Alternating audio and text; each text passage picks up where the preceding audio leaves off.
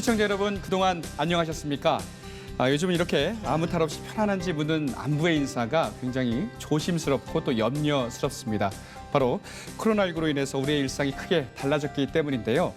그래도 도민 모두가 하나 돼서 감염병 예방에 힘쓴 덕에 조금씩 제자리를 찾아가는 모습입니다. 자, 경기도의회 역시 사태 극복을 위해서 각고의 노력을 아끼지 않고 있는데요.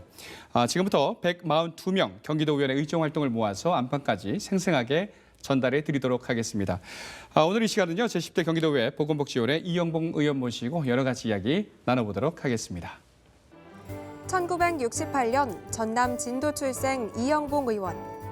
의정부시 의정부 2동, 호원 1, 2동을 맡고 있습니다.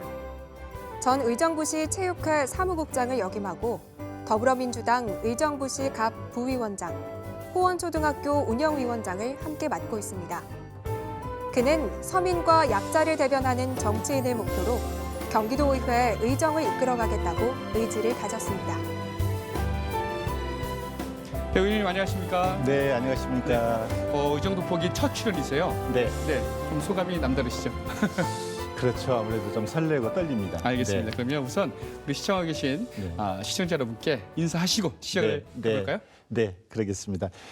시청자 여러분 반갑습니다. 경기 도민의 건강과 복지를 위해서 최선을 다하고 있는 보건복지위원회 이영봉 의원입니다. 반갑습니다. 네, 저희도 반갑습니다. 환영합니다. 네. 제10대 경기도의회에 입성한 지가 이제 곧 있으면 2년이 지금 지나고 그렇습니다. 있습니다. 앞으로 네. 초선 의원으로서 2년 동안은 굉장히 바쁘셨죠? 네. 한마디로 표현하면 2년이 어땠습니까? 정신없이 지나갔던 느낌이 받고요. 네네. 또 최선을 다하는 의정 활동을 하다 보니 네. 시간에 쫓기는 이런 부분이 좀 있었고요. 네. 저희가 경기 북부다 보니 상당히 이제 길에 낭비하는 시간들이 좀 많았다라고 좀 생각이 네. 듭니다. 네, 멀죠? 그렇습니다. 저희 스튜디오가 있는 수원까지 오시는데도 시간이 좀 많이 걸렸다 이런 네, 얘기 네, 들었습니다. 네. 그런 것도 좀 풀어야 될 과제이기도 한데요. 그렇습니다. 네. 앞으로 남은 좀 2년은 이제 동력을 얻어서 네. 앞으로 나아가야 될 텐데 여러 가지 한번 계획들이나 이런 것들 오늘 이 자리에서 들어보는 순서 마련해 보도록 네. 하겠습니다. 자, 첫 번째 질문을 좀 드려보겠습니다. 첫 번째 질문도 좀 어려운 문제일 수가 네, 있겠는데요. 네. 바로 발달 장애인 관련 이야기를 짚어보도록 하겠습니다. 일단 경기도 발달 장애인 현황과 더불어서 이들이 처한 어떤 어려운 환경들이 좀 있을 것 같아요. 네. 어떤 것들이 있는지 설명 부탁드립니다. 발달 장애인이란 같은 또래에 비해서 신체적 또는 정신적인 발달이 정상적으로 이루어지지 않는 사람을 발달장애인이라고 그렇습니다. 그래서 네네. 왜 발달장애인 정의를 말씀드리냐면 발달장애 관련해서 우리 시청자분들이 잘 모르시기 때문에 정의 부분을 먼저 말씀을 좀 드렸고요. 네. 경기도의 장애인 전체 인구는 54만 한 7천 명 정도가 있습니다. 그 가운데 5만 2천여 명 정도가 발달장애인이고요. 약 한 10%를 좀 차지하는 부분입니다. 네. 다른 유형의 장애는 줄어드는 반면에 발달장애인은 지금 늘어나는 네. 추세에 있고요.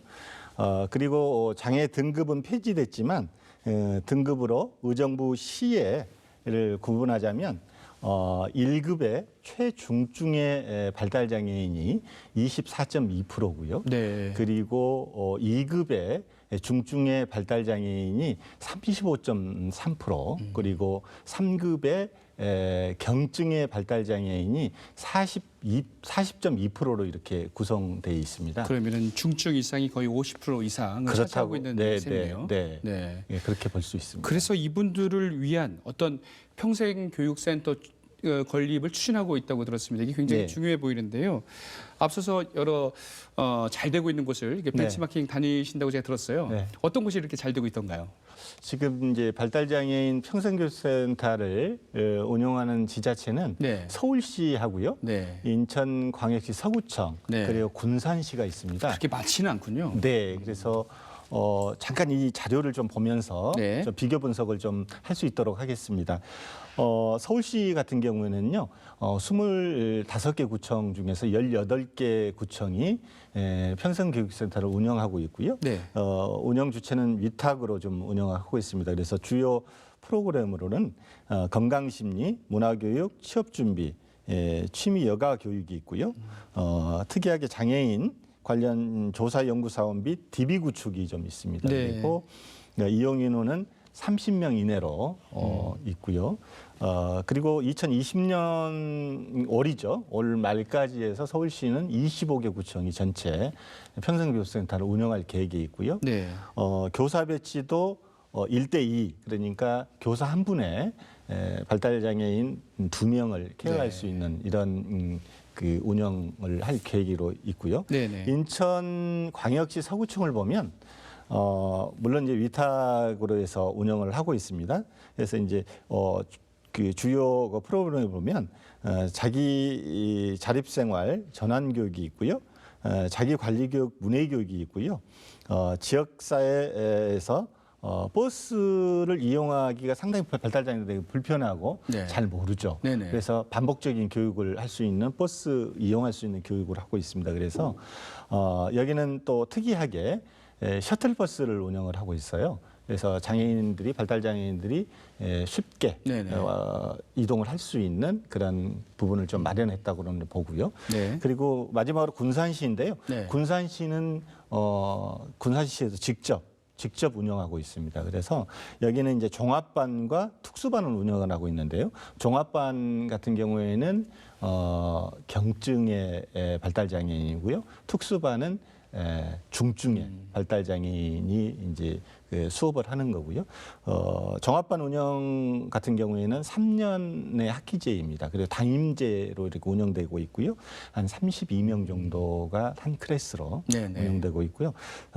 거기에 특별반 운영은 아까 말씀드린 것처럼 중증이고요. 네네. 이 강사제입니다. 그리고 6월 학기제로 네. 해서 인원이 조금 많습니다. 39명 정도가 좀 운영되고 있고요. 인원들은 좀 탄력적으로 운영하고요. 군산시 같은 경우에는 독립적인 건물을 좀 사용하고 있습니다. 그게 그 재원이 한 172억 원을 들여서 독립적인 건물로 이렇게 운영하고 있고요. 네. 서구의 그 사례를 보면 선진국의 사례를 보면 역시 그 스웨덴과 미국이 잘 돼 있습니다. 네. 스웨덴과 미국은 장애인 주간활동 서비스가 보편화돼 있어서 네. 그런 위주로 좀 가고 있는 거고요. 그리고 일본과 독일은 장애인 복지관과 직업재활시설에서 서비스를 제공하고 있습니다. 네. 사실 발달장애인 평생교육센터가 우리 이 대한민국에서 가장 큰 그 지자체이면서도 광역지자체이면서도 경기도가 없다는 게 정말 아쉽고 그러네요. 안타까운 부분이라고 생각합니다. 네.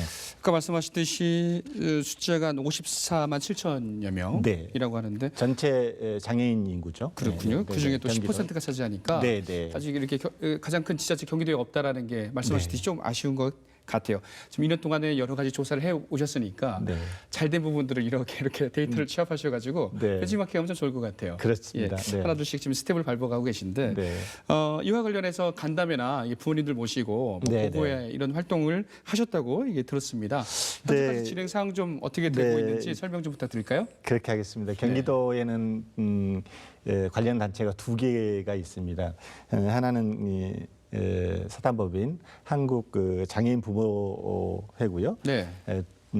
또 하나는 그 경기도 장애인 부모연대 두 단체가 있는데요. 현장의 목소리를 좀 듣고 싶어서 저희 이제 보건복지 상임위 주관으로 해서 2차례의 간담회를 각각 했습니다. 네. 그래서 그 간담회를 통해서 부모님의 현실적인 이 어려움을 소통하는 좀 시간이었고요. 그 중요한 부분들을 정책에 담아낼 수 있는 그런 자리였다고 생각이 들고요.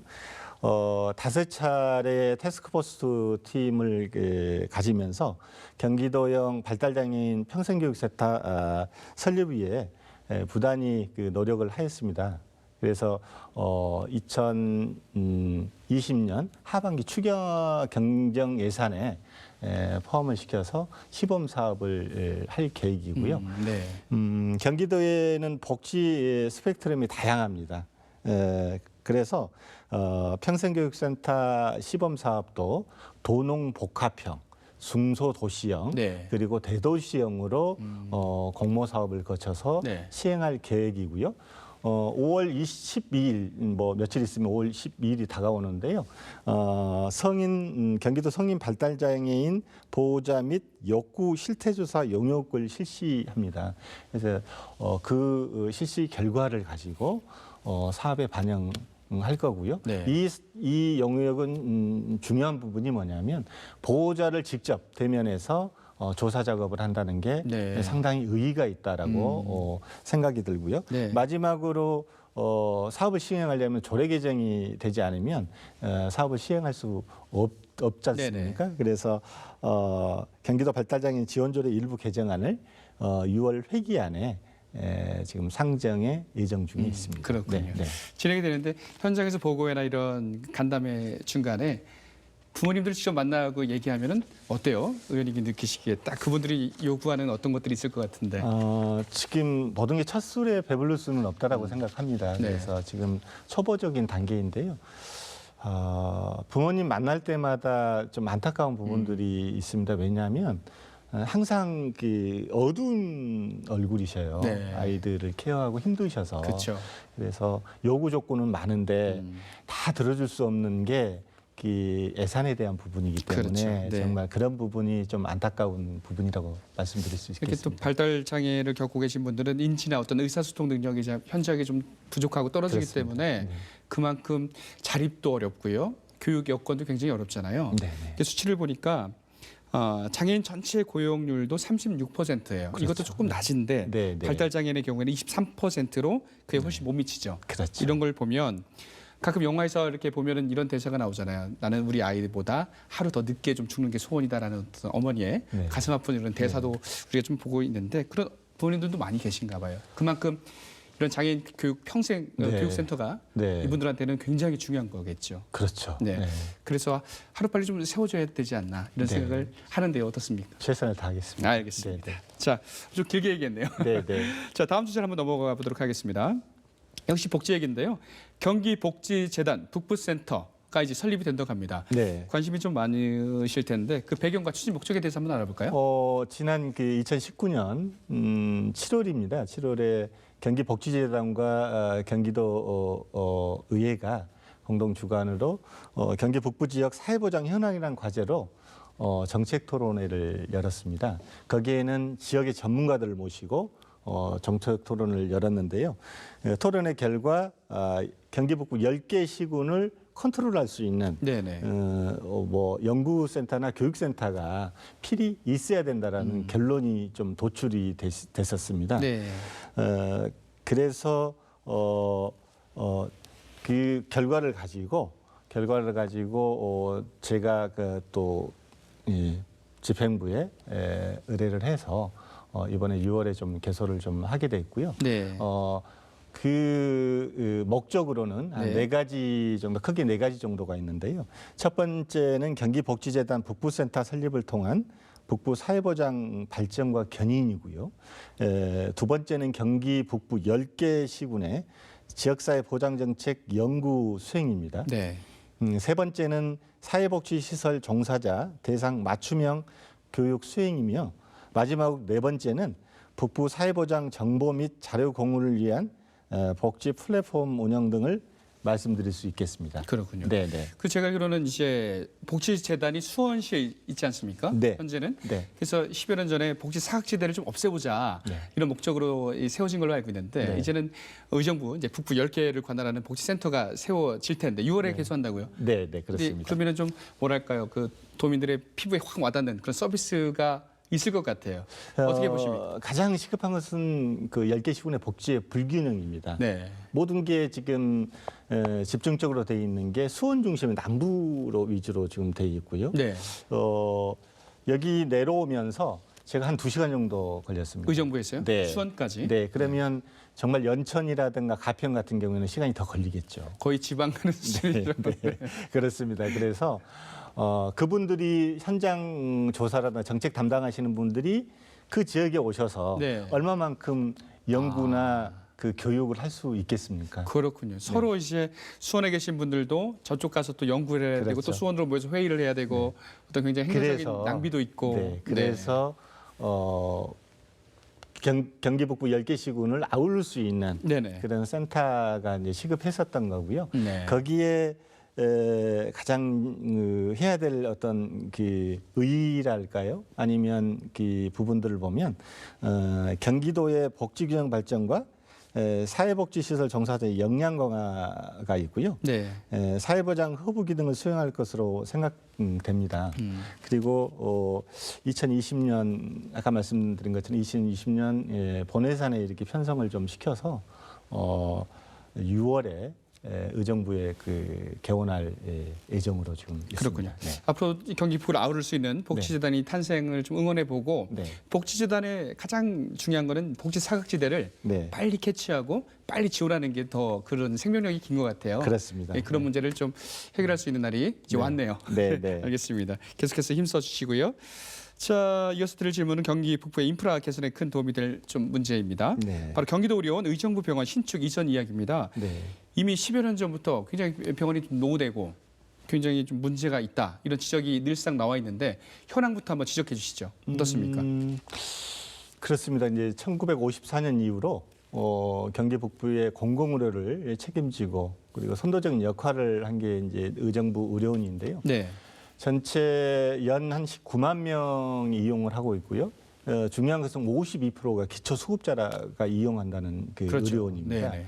이제 그럼에도 불구하고 지금 현재 하드웨어 아주 그 정말 노후화로 인해서 지금 개축과 보수 환경 개선이 중단돼 있는 상태입니다. 가보진 못했지만 굉장히 낙후됐나요? 예산이 그 투입이 되고 있지가 않는 그런 상황이고요. 네네.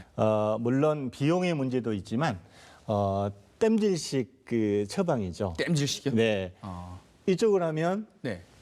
반대편에도 문제가 생기는 거고 네네. 또 반대편을 하면 또 중간이 또 문제가 생기는 네. 이런 그 현재 좀 상황이 좀 봉착이 좀 돼 그렇군요. 있습니다. 그래서 또 어떻게 보면 4, 5년 정도가 지나면 건물의 안전에 대한 문제도 심각하게 제기될 수 있다라고 네. 생각합니다. 그리고 그렇군요. 또 운영에 대한 부분도 전체 의정부 병원은 212병상입니다. 네. 212병상 중에 70병상이 정신병동이에요. 네. 그래서 70병동이 정신병동이다 보니 거기는 수가가 아주 낮습니다. 네. 그래서 아무래도 흑자 전환이 그렇죠. 그것 때문에 어렵죠. 네. 어려울 수 있는 그런 상황이기 때문에 신축 이전만이 답이라고 볼 수 있겠습니다. 최근에 코로나19 사태를 보면서 저희가 굉장히 공공의료에 대한 네. 공공의료 서비스에 대한 중요성을 깨달았잖아요. 그래서 이 이전 신축에 대해서 좀 힘을 좀 얻지 않을까 이런 생각이 드는데 네. 의원님께서 계획하고 계신 것들은 어떻게 있을까요? 네. 어떻게 하면 좋을지. 안성의료원과 이천의료원은 300병상으로 신축 이전을 했습니다. 네, 모범 사례죠. 그리고 현재 순조롭게 운영되고 있고요. 정말 말씀 주신 것처럼 모범 사례입니다. 네. 현재 의정부 법원 검찰청이 조만간에 이전 계획에 있습니다. 그 경기도 의료 발전 태스크포스 팀에서 네. 의정부 병원 이전 타당성 영역을 전반기에 발주를 하려고 했었는데 네. 코로나19 때문에 발주를 하지 못했습니다. 그래서 하반기에 그 발주 예정이고요. 거기에 부지로 검찰청과 법원 검찰청 부지를 타당성 영역에 넣어서 판단을 지역 내로 이전해야 한다고 생각합니다. 네. 오케이. 제가 보니까 의정부 병원이요 문을 연 지가 1977년이에요. 네, 77년인데 그 전에 네. 출발한 시점이 54년입니다. 네, 54년이고요. 네, 네. 전국 24개 공공의료기관 중에 이전 신축이 유일하게 안 된 곳이 바로 네. 의정부 병원입니다. 네. 그만큼 시설 연대가 굉장히 중요한데 제가 과거 메르스 사태도 봤듯이 메르스 사태도 경기도 의료원이 굉장히 얼마나 잘했습니까? 네. 또 이번 코로나19 사태를 보면서도 공공의료 서비스가 너무나 중요하다는 걸 아마 온 국민이 정말 중요하구나 깨달았을 것 같은데 어서 빨리 좀 속도를 내서 네, 해결해야 될 네. 문제가 아닌가 이런 생각이 듭니다. 네. 계속해서 좀 힘써 주셔야 되겠네요. 네, 알겠습니다. 열심히 하겠습니다. 그럼 다음 질문 좀 드리겠습니다. 이제 초선 의원 들어가신 지 2년이 됐잖아요. 네, 네. 이제 의정 활동을 우리 지역 주민들에게 보고하는 자리를 이렇게 손수 만들었다고 하셨습니다. 진짜 어려운 자리인데 사실은 지역 주민들 모시고 나 의정 활동 이렇게 했다 해보셨습니까? 어떠셨습니까? 지방의원이 예. 의정보고를 연다는 건 상당히 좀 어려운 부분입니다. 그럼에도 불구하고 선출직 의원이고 네. 지역을 대표해서 대의민주주의의 정치를 하고 있는 의원으로서 당연하게 지역 주민에게 의정활동을 보고해야 된다고 생각합니다. 지난 그 2월에 지역 주민 300여 분 정도를 모시고 네. 의정활동 보고회를 열었습니다. 거기에서 지역 현안과 민원들을 제기를 좀 해주셨는데요. 거기에서 양방향에 소통하는 그런 자리여서 뜻깊은 자리였다고 생각을 하고요. 300여 분이 모셨다고요? 네. 굉장히 많이 모신 거 아닌가요, 한 자리에? 네. 저는 이제 그 숫자는 세어보지는 못했는데 네. 거기 스태프분들이 도와주신 분들이 네. 그런 그 말씀을 좀 그렇군요. 주셔서 그럼 굉장히 알고 뭐랄까요, 민원이랄지 네. 요구사항들이 굉장히 빗발치지 않았을까, 저는 한편으로 좀 우려가 되는데요. 어떠셨습니까? 민원 부분도 많이 주셨죠. 네. 주시고 그 민원에 대해서는 처리 못한 거라든가 처리된 부분에 대해서는 네. 그 민원인에게 제가 직접 전화를 드리고 아니면 네. 찾아뵙고 말씀을 좀 보고를 좀 드린 그런 부분이고요. 네. 또 하나는 현장에서 네. 정책 제안을 좀 해주셨어요. 네. 그것은 이제 그 공동주택의 흡연 정책에 대해서 제안을 주셔서 제가 집행부와 논의 끝에 그 흡연 정책의 조례를 개정을 좀 했었습니다. 그렇습니다. 공공주택의 흡연 정책이요. 네. 네. 그래서 조례 개정을 해서 아주 그 좀 의미 있는 네. 의정활동 보고했지 않나 생각이 들고요. 1년에 한 번 정도는 네. 뭐 선거가 있는 해는 사실 이 보고회를 하기가 좀 어렵습니다. 네, 그래서 예. 선거가 없는 해에는 꼭 그 지역 주민에게 네. 의정 보고회를 할 수 있도록 노력하겠습니다. 알겠습니다. 올해도 좀 어려우셨을 것 같은데 그래도 그게 또 의정 서비스, 정치 서비스잖아요. 네. 이런 건 당연히 해야 할 의무라고 생각을 하고 네. 앞으로도 쭉쭉 열심히 하셔가지고 열심히 해야 보고하기도 편하잖아요. 네. 열심히 하려면 네. 주민들 만나기 굉장히 어렵죠. 알겠습니다. 그렇습니다. 앞으로도 노력 계속 부탁드리겠습니다. 자, 오늘 뭐 프로그램을 통해서 여러 가지 좀 이야기 나눠봤습니다. 어떠셨습니까? 아직 좀 못다한 이야기가 있으셨을 것 같은데 카메라 보시고 네. 마지막 발언 기회 좀 드리도록 하겠습니다. 네. 끝 인사와 함께 부탁드릴게요. 경기도민 여러분, 코로나19로 얼마나 고생이 많으셨습니까? 코로나19로 얼마나 힘이 드셨습니까? 5월은 가정의 달입니다. 행복하게 보내시고요.